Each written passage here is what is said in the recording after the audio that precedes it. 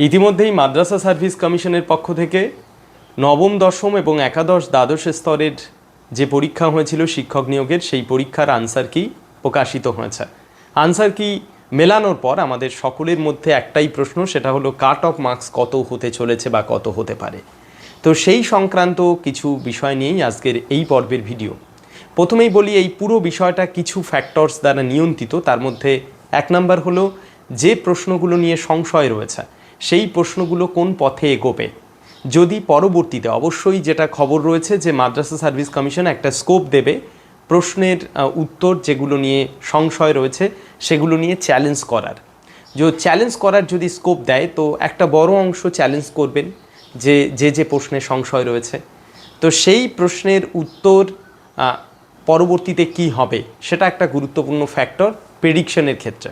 তবু আমার মনে হয় যে এই 6টা প্রশ্ন যেটা আমরা ক্লাসরুমের পক্ষ থেকে বলেছি যে পরিবর্তিত হতে পারে উত্তর, তো সেই 6টা প্রশ্নের উত্তর যদি পরিবর্তিত হয় তবুও যারা প্রথম দিকে স্কোর করছে বা ভালো জায়গায় রয়েছে তো তারা অবশ্যই অ্যাডভান্টেজ পাবে, এটা ধরেই নেওয়া যেতে পারে।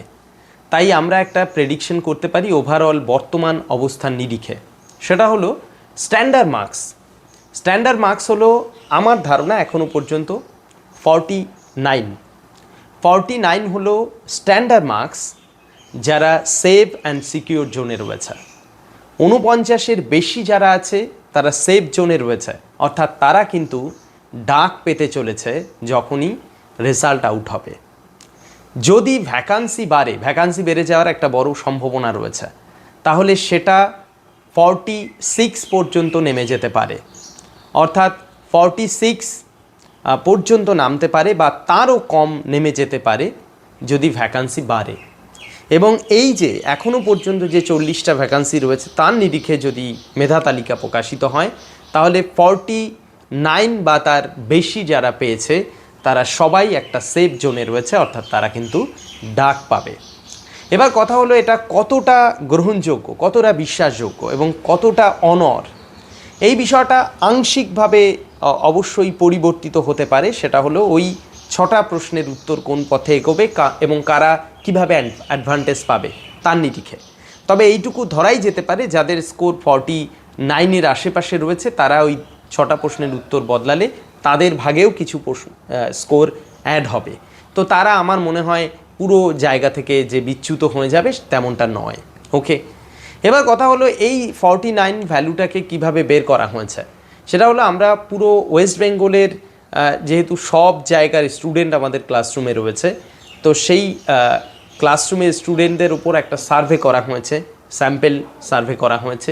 সেই স্যাম্পেল সার্ভে যে রেজাল্ট, সেই রেজাল্ট অনুযায়ী আমার মনে হয় স্ট্যান্ডার্ড মার্কস যেটাকে আমি বলতে পারি সেভ অ্যান্ড সিকিউর সেটা 49। এবং আমার এই প্রেডিকশনের থেকে বাড়বে মানে নাম্বার বেড়ে যাবে এটা হওয়ার সম্ভাবনা খুব কম থাকবে, হবে না, বাড়বে না। আমার প্রেডিকশনের থেকে নাম্বার ভ্যালু যে বেড়ে যাবে এটা হওয়ার সম্ভাবনা খুব কম, কিন্তু এর থেকে কমার সম্ভাবনা অনেক গুণ রয়েছে।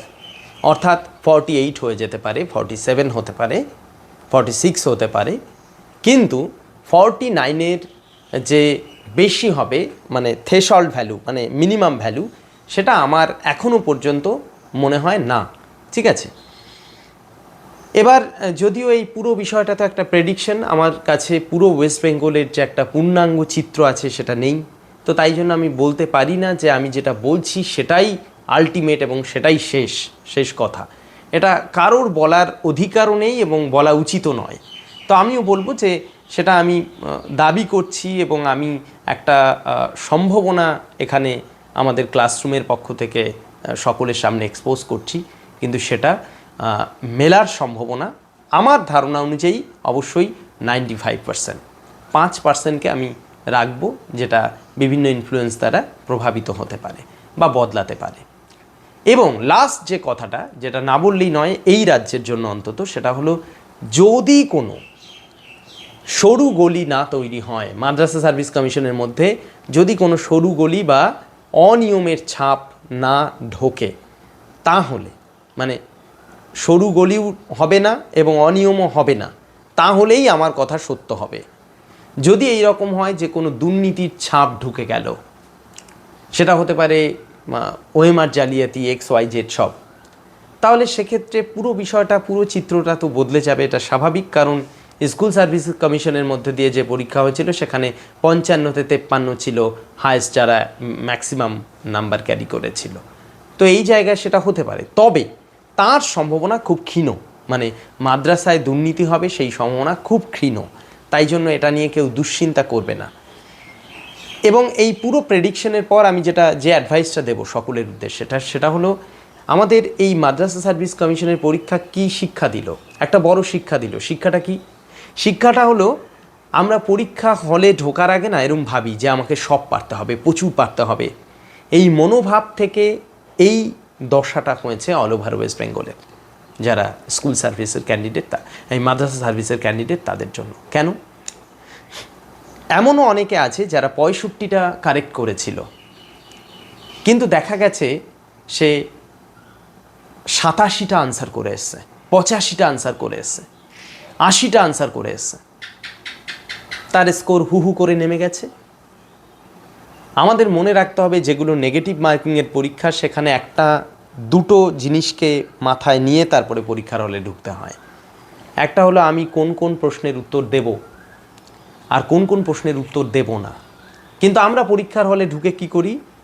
কোন কোন প্রশ্নের উত্তর দেব সেটা নিয়ে ব্যস্ত থাকি, এবং কোনটা দেব এই ব্যস্ততা আমাকে এত বেশি আবদ্ধ করে ফেলে যে একটা করে করে দেখা যায় যদি 90 নম্বরের পরীক্ষা হয়, আমি কখন 80-র গণ্ডি পেরিয়ে গেছি আমি নিজেই জানি না, কারণ আমার মনোভাবটাই আমি ম্যাক্সিমাম আনসার করব।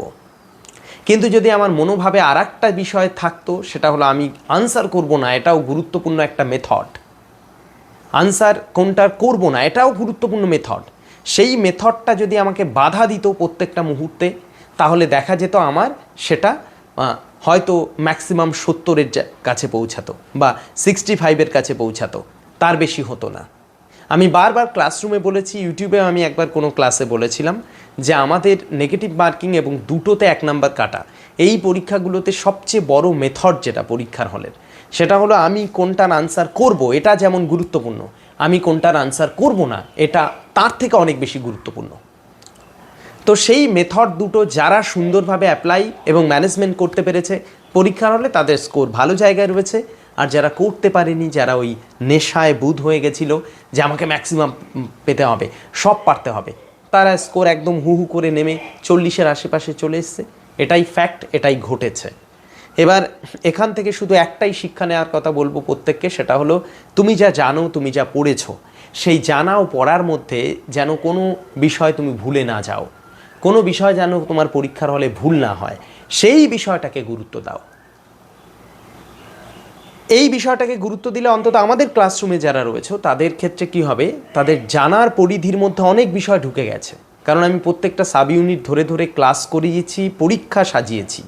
তাহলে প্রত্যেকটা সাব ইউনিট যারা বিহার স্টেট পরীক্ষা দিচ্ছে, অনেকেই আমাকে SMS, ফোন এবং ক্লাসরুমে বলেছে যে তাদের রেসপন্স ভালো, খুব ভালো হয়েছে তাদের পারফরমেন্স। এবার এটা হওয়ার পিছনে আমাদের মেথড একটাই কাজে লাগাতে হবে, সেটা হলো আমি তো ইন্ডিভিজুয়াল ক্লাস করছি, তাহলে ক্লাস করা এবং পরীক্ষা দেওয়া ওই সাব ইউনিটের উপর, সেই ক্লাস করা ও পরীক্ষা দেওয়ার মধ্যে দিয়ে তুমি যেটা অ্যাচিভ করছো সেটাকে মাথায় সাজিয়ে রাখো।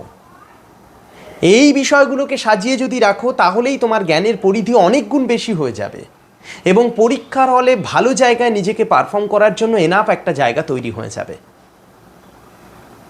এইটুকুই লাস্ট অ্যাডভাইস। এবং পরবর্তী ক্লাসে অবশ্যই 11-12-এর প্রেডিকশন এবং কোন কোন প্রশ্নে চ্যালেঞ্জ করার জায়গা তৈরি হতে পারে সেগুলো নিয়ে আসছি পরবর্তী ভিডিওতে। তো আজকের এই ক্লাস এই পর্যন্তই, দেখা হচ্ছে পরের ভিডিওতে। টাটা।